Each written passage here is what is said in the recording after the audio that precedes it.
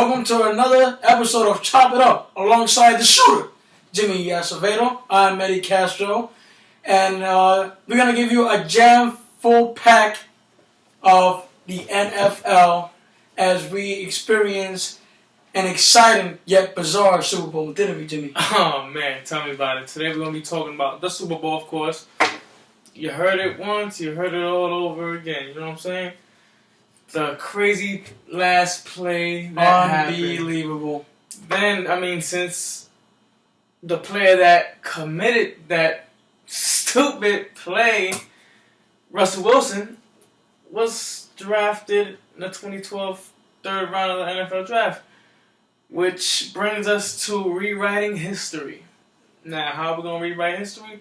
We're going to generate our own mock draft. We're going to redo the draft from the players that we know how they play today. Guys like Russell Wilson, T.Y. Hilton, Bobby Wagner, third rounders.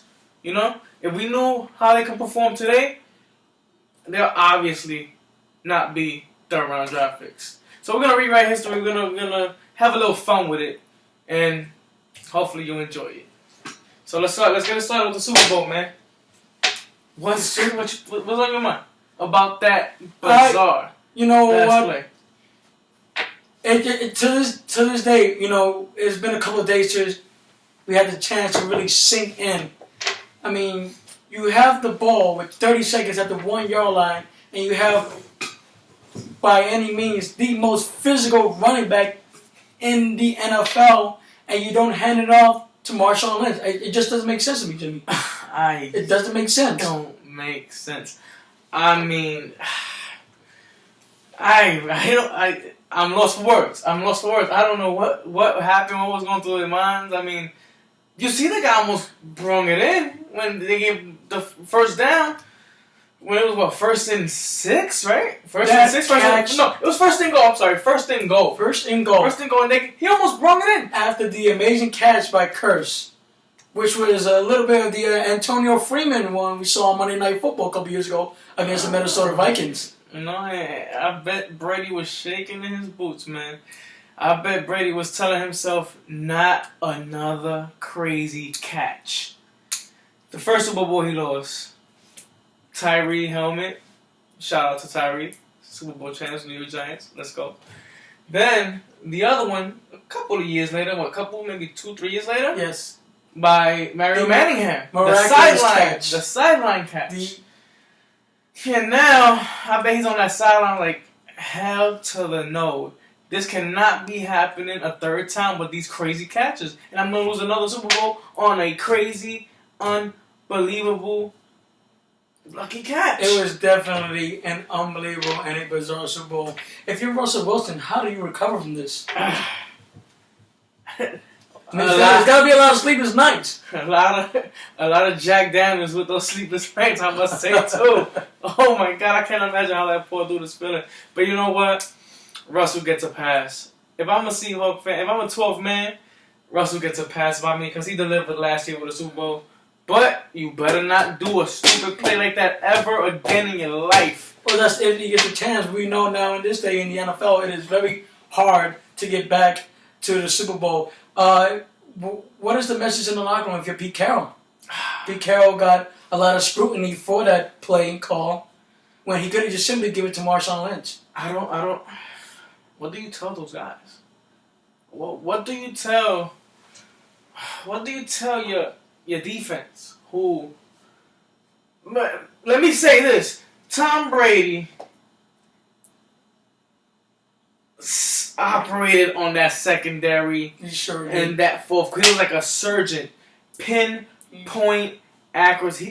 He little. It's like playing Jenga. He kept taking the blocks out of that secondary. Little by little, picking up, till they collapsed with the Julian Edelman touchdown. Yes, and that second half, Tom Brady was indeed poetry in motion, as we well seen Tom Brady done in the past. But back to your question about Pete Carroll, what do we tell his team? If I'm a defensive player in that locker room right now, I don't want to hear, "I'm proud of you guys. We'll get back here next year. I don't want to hear that. We was at the 1 yard line. Super Bowl. We were smelling the Super Bowl. We were smelling that silver trophy for the second straight year, and all you had to do was hand Beast Mode the ball. Granted, who knows? Maybe Beast Mode could have fumbled, but I guarantee the chances are for Marshawn Lynch doing that. The chances of doing that in the 1 yard line is slim to none. Dude, but he did that. The most physical running back in football. It doesn't make sense. It's first and goal. You do not throw the ball in that. I don't care who's out there. First of all, you give it to your running back and you let him smash it in like Jerome Bettis used to do with the Pittsburgh Steelers. Not only do you not throw the ball at the 1 yard line, you do not do a slant on the 1 yard line. It just doesn't make sense. I mean, if you could, I don't know. I mean, just throw it near the sideline. That way, if somebody hits it or whatever, you could. It has a chance to go out of bounds. You never do a slant play so close. I don't know. I don't get it. I don't know. But like I said, who knows? Maybe we cannot say. Well, I couldn't say that. I bet Beast Mode would have put it in. You know. I think we all could agree on that one. But who knows? But I guarantee you, I would have felt, as a Seahawks fan, I would have felt a whole lot better Monday morning that Beast Mode fumbled it, or Beast Mode could have get in, than a Russell Wilson interception. I would have been sad. I would have been drained, but I would not have felt as bad as the Seahawks fans feeling right now if they would not got it in running or any other way. Well, I guarantee you there's been a lot of viewers at home with their PlayStation 4 redoing that last play in the Super Bowl. Let's go a year from now. Who gets back to the Super Bowl first? Between the Patriots and the Seahawks. Between the Patriots, man. I mean, I was.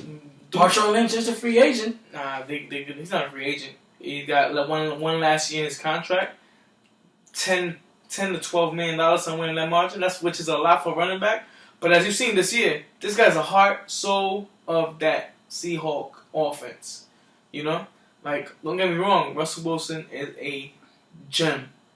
But what gets Marshawn is the engine that keeps that Ferrari moving. You know what I'm saying? He keep not Ferrari, a Hummer. The way that boy be trucking people down. You know, that's what he is. And for them to lose Marshawn, if they lose Marshawn, it will be a significant loss. A huge loss. But you know what? Marshawn is one of those players where if he leaves Seattle, he'll still be good, but he won't be as dominant. Because is it that system? As you can see, Marshawn, when he was in Buffalo, really ain't hear about beast mode in Buffalo. There was no beast mode in Buffalo. There was no beast mode. He almost seemed to thrive with the system that Seattle had in place for him. Yeah, so I think it's best for both parties to just sit down and just negotiate something right. Because at the end of the day, Seattle needs beast mode, and you know, pretty sure you see Marshawn wants a chance to win another Super Bowl ring. Best chances are with Seattle. And I think, back to your question, who out of those two teams could get back quicker? I'm gonna say Seattle. Reason being, I'm gonna say that because other than the Packers and maybe the Cowboys, that's if they don't choke. Who else is gonna knock on? Well, Detroit now unless. Detroit, and they gotta resign Sue. Depending on if they sign Sue. But Detroit, I mean, they knocking on the door right there. You know what I'm saying? They're a couple of pieces away. Other than those teams, who is gonna challenge them? You know? And New England, AFC is not an easy division to get by. You know, you got the Colts, you got the Steelers, who's always a threat. Steelers are gonna be good. You know, we got Give me more teams, brother. Other than that, am I? You know, we got the Bengals, we got the Ravens. Don't even talk about the Bengals. That boy is an overpaid Dalton. Dalton is the most overpaid quarterback I've ever seen. That boy do not deserve $100 and some odd $1 million. But anyway, I digress. So, however you slice and dice it, there was some sort of history on both sides, or could have been on both sides. The Seattle Seahawks were 30 seconds away from becoming the first team since the 2003-2004 Patriots to win back-to-back Super Bowls, and Tom Brady passed Joe Montana for most touchdown passes ever thrown in a Super Bowl. Yeah. Now let me ask you this question. Who's the best quarterback in history? The best quarterback in history. Joe? I have to go. Do you think Brady took that mantle? Brady is good. Brady is good. It's unfortunate with all the scandals with Spygate and the Deflategate. It almost seems like his Super Bowls have been quote unquote tainted. I still would have to go with Joe Montana simply because he just did it right. There was no discrepancies on how he went about it. That 49ers team, along with Coach Bill Walsh, they just did things right. So I would still have to go, in a nutshell, Joe Montana. I agree. Well, not easily agree. You know, it's really neck and neck. It's really neck and neck. I'll tell you why right now. Reason being, Joe Montana's era was in a salary cap era. Brady, on the other hand, he made receivers. Absolutely. Prime example, Deion Branch. Right after he left, he went to Seattle and did nothing. Nothing. He was a cameo. Yes, he was. Then he went back to New England. He was back on the map with Tom Brady. And not to mention the revived career he did for Randy Moss. I mean, Randy Moss was at Oakland a Raiders. loss. I have that jersey. Was at a loss. Yeah. And then he went to the Patriots, and that undefeated year, Randy Moss arguably had one of his best statistical seasons of his career. The best statistical season of his career. He set the mark of receiving touchdowns in a single season, broke Jerry Rice's mark. And he also broke the yardage mark as well. So, you know, we all know about Tom Brady and him being drafted in the 6th round, 199th overall, but what a lot of people don't know is Russell Wilson was the 3rd round in the 2012 draft, and he has already made 2 Super Bowl appearances ahead of Andrew Luck and RG3. So let's turn back the clock. Let's do it. 2012 mock draft right now.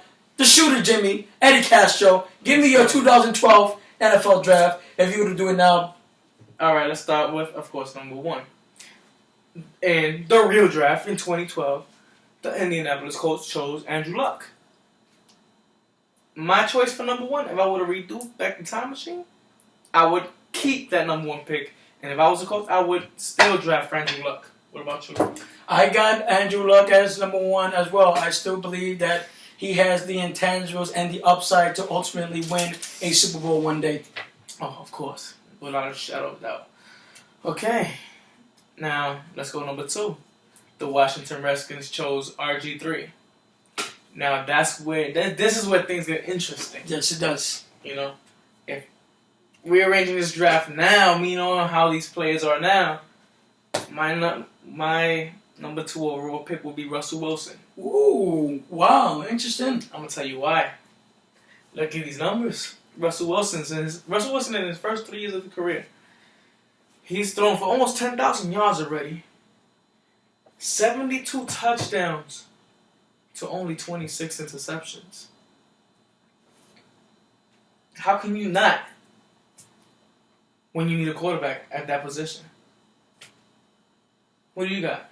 I got another one too. I got RG3 as well. So we're basically 2 for 2 right now. I still think No, we're not 2 for 2. I said Russell Wilson. Oh, you picked Russell Wilson. I'm picking Russell Wilson.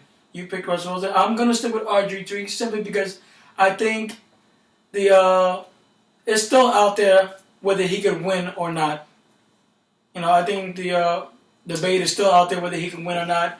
I think the biggest issue with RG3 is health and the offensive line. RG3 got used and abused. And when you have a mobile quarterback like Robert Griffin III, you need to protect him. That's the most important thing you have to do. He's your franchise quarterback. You have to protect him. I still believe RG3 will be a productive quarterback in this league. Will he be a Super Bowl champion? I don't know. I wouldn't put him in the same pedestal as an Andrew Luck, but I still think he will be a successful quarterback in this league. But back to your being an athletic and injury prone quarterback, right? Yeah. That's where you need your intelligence and your intangibles, which Russell Wilson is highly above than RG3. At least that's what I think. I mean, Russell Wilson is a game manager, but he's not your prototypical game manager. He's not it's that guy that got traded to the Chiefs. What's his name? From San Francisco. Alex Smith? He's not your Alex Smith. No. Alex Smith is a game manager. Only a game manager. Like, he's not a superstar quarterback. On the other hand, Russell Wilson, game manager, smarts, intelligent, got all the intangibles, knows when to run, knows how to stop his run, how to slide when he needs to not get hurt. That's why you have never seen him get hurt. Right. Knows when to go out of bounds. Other than that super play he did in the Super Bowl, there's nothing really bad you can say about Russell Wilson. There's no miscue with Russell Wilson. So I don't think, I mean, number 2 overall pick that year, it'll be Russell Wilson for me. All right, let's go to number 3. That year, the Cleveland Browns drafted, oh boy, Trent Richardson. Oh my God. The bust. Not the bust, the bust. With the UST, you know? Yeah, man, you hardly hear from him now. He got traded to Indianapolis.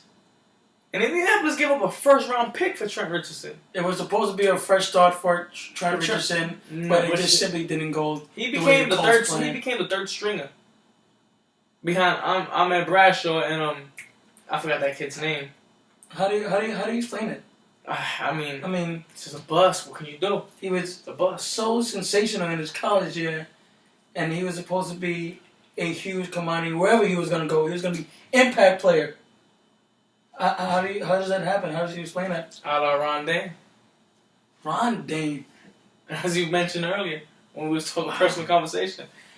But so Ron Dane side, and chop it up. Yes, sir. Anyway, my pick for the Cleveland Browns would be RG3.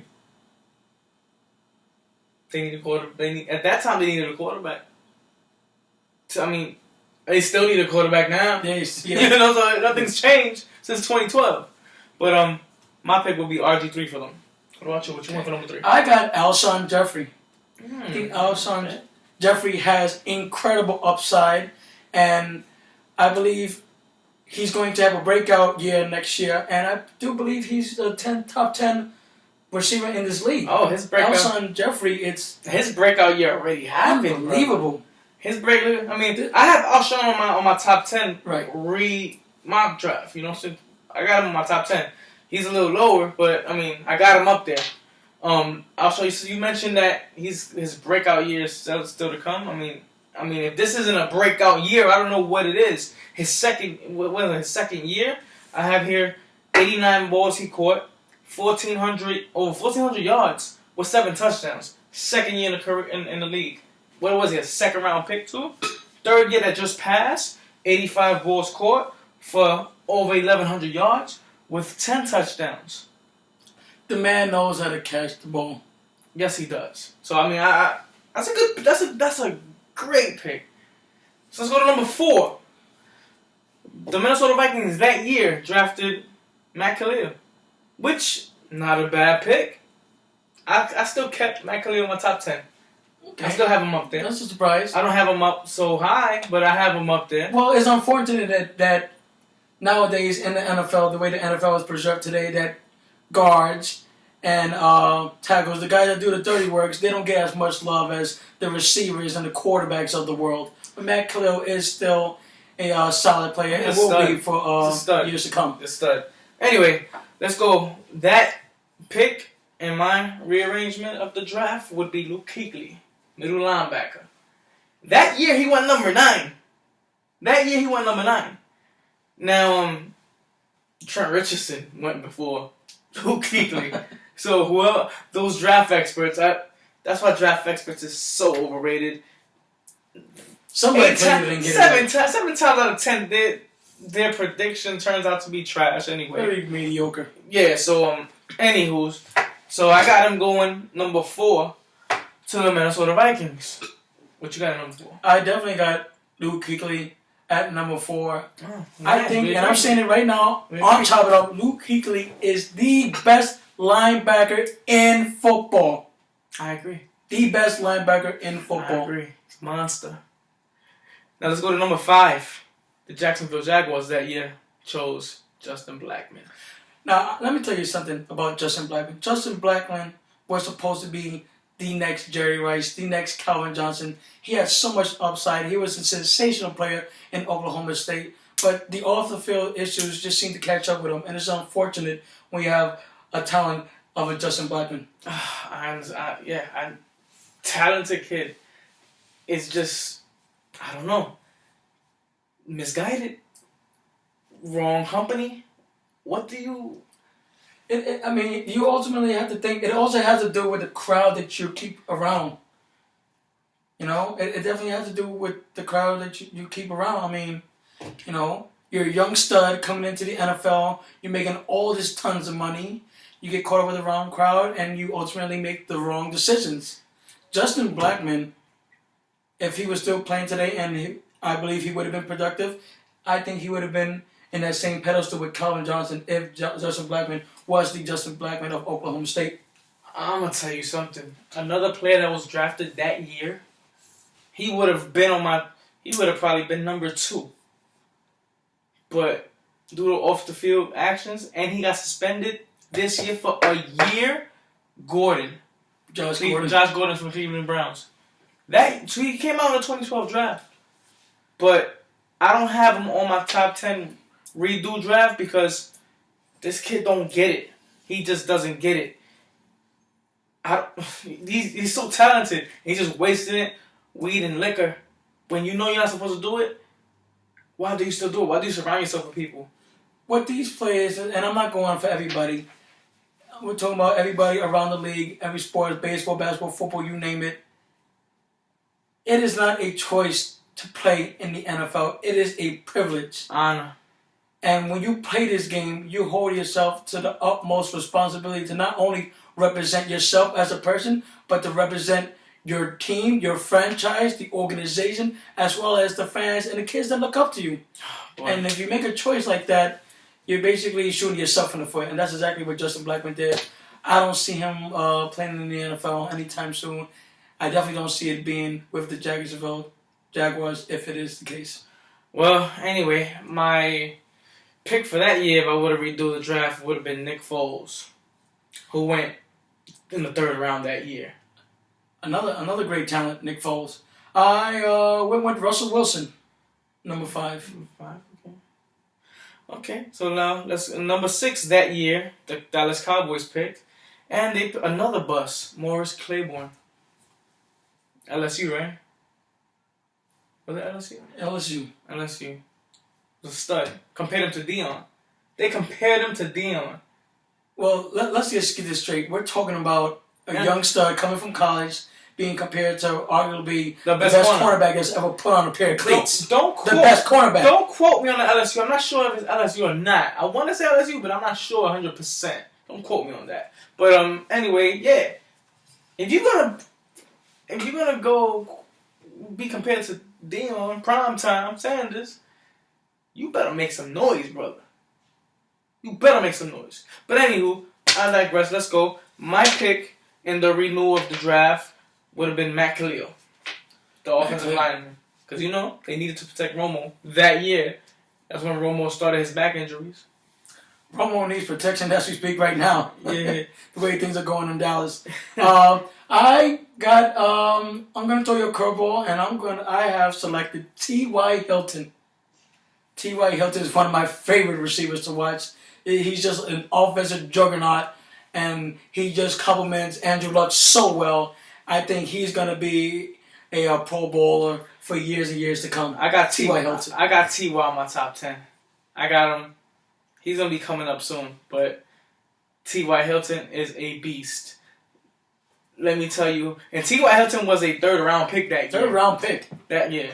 And T.Y. Hilton, his first year in the league, 50 balls caught for over 850 yards with 7 touchdowns. Unbelievable. Second year in the league.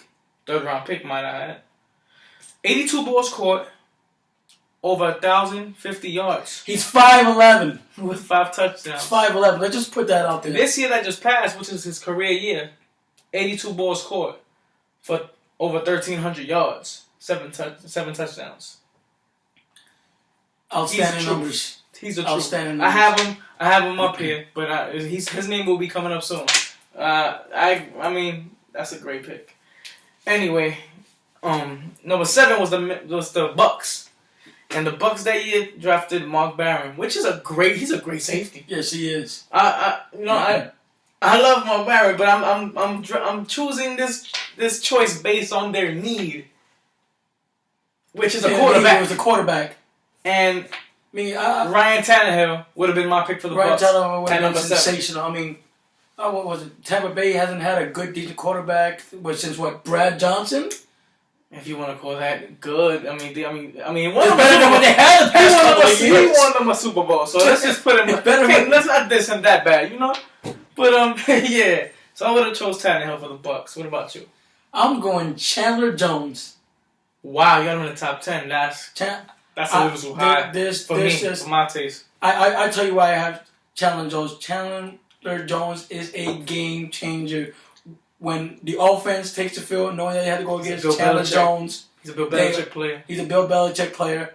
But this guy puts fear in people's hearts. And you need someone that's going to knock people around to uplift your defense. Chandler Jones is sensational. I got Chandler Jones in my top 10. I don't think he'll play like that if he's in another squad.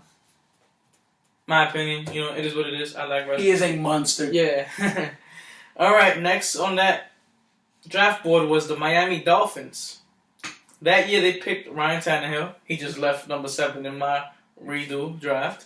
Anyway, that year for them I have the Dolphins picking Alshon Jeffrey. Okay. I got Nick Foles. Okay. We already spoke about them. They know about them, so pretty decent players. All right, next pick that year was the Carolina Panthers at number 9, which Luke Kuechly got chosen at number 9, which was a steal. Complete steal for the Carolina Panthers. Yeah, complete steal.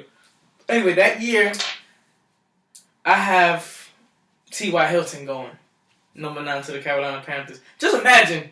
Cam Newton, T.Y. Hilton. Oh, my God. But, I'm pretty sure they don't regret that pick with Luke Kuechly, so let's not even discuss that. Either way, they're sitting pretty good right now, and they're looking pretty good towards the future. Yes, they do. Who you got? I got a David DeCastro. A guard, solid guy, monster. Just pushes people around, just bully people, steals people's school lunch. David DeCastro. Offense guards don't get a lot of love, but I'm going to give you some love, David DeCastro. You're going to be a Pro Bowler for years to come. If I had to put anybody near the Brickenshaw Ferguson, it would definitely be David DeCastro. Okay.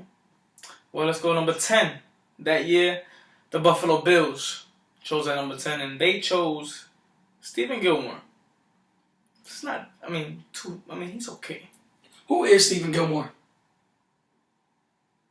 Let's be real. Who is Stephen Gilmore? He's more of a second rounder to me. A second rounder to me. He didn't belong in the first round. He didn't belong in the first. Definitely not the top 10. No. But anywho's, that's why we having fun here. That's why we remaking the draft. We're going inside the draft machine and remaking it. Knowing the way this player. I'm pretty sure if the Bills knew how this player played now, they would have chose this player before, of course, Stephen Gilmore. And that guy I'm talking about is Bobby Wagner, the middle linebacker for the Seattle Seahawks. Second round pick. Now let me explain something to you. The only reason he didn't go in the first round, undersized linebacker, 5'9", 5'10", something like that, if I'm not mistaken. Yes. Which is complete crap, because look at the numbers that Wagner. 100+ tackles every year. His rookie year, he had 140 tackles, 3 interceptions, with 5 sacks. It's fascinating numbers, and he also had an interception in the Super Bowl. Yeah. And so far, every year of his career, over 100 tackles. Solid middle linebacker for years to come in Seattle. Another steal. Who you got? I got Doug Martin. Wow. I think the judge is still out on Doug Martin. I think he can be a productive running back. I don't see himself as an elite running back just yet. I think he has to have a year full of health. And I think a new scenery would help Doug Martin. But it's difficult nowadays with the running backs now. Everybody's big and bulky like Eddie Lacy. Doug Martin is not Eddie Lacy. Doug Martin is an undersized running back. And he needs to stay healthy. And yes, I do have him before Bobby Wagner. I just think there's Before Alfred something Morris. sensational. I think Alfred Morris is better. I think Doug Martin could be the next 2.0 of Darren Sproles. But is Darren Sproles worth to go in the top 10? No, but if you're looking at a running back with a 1-2 punch, Doug Martin shouldn't be starting. I'm going to say that right now. Doug Martin shouldn't be starting. Then why you have him in the top 10? Because he is sensational. He is worth the top 10 still. When you got, got he can. You got players like Janoris Jenkins, the corner out of St. Louis, Dontari Poe, defensive tackle from the Chiefs, Mark Barron, and Alfred Morris. I'll choose all those players before I choose Doug Martin, in my opinion. Doug Martin not bad, but I think there's just something that we haven't seen from Doug Martin that we're gonna see this coming up season. I just don't think he's worth top 10 pick, but that's why we chopping it up. You know what I'm saying? No pun intended. I want to thank all the viewers who saw last week's episode of Chop It Up, and we want to thank all of our viewers for giving us your feedback about the show, and we intend to give you the best, the very best, because you guys deserve it. So on behalf of Jimmy and myself, we want to thank you all. Keep tuning in every Friday, 12 in the afternoon. Enjoy your little lunch with Chop It Up. Alongside the shooter, Jimmy Acevedo, I'm Eddie Castro. We'll see you guys next week. We got a nice NBA show for you guys. Tune in. Yes, sir. Later, sir.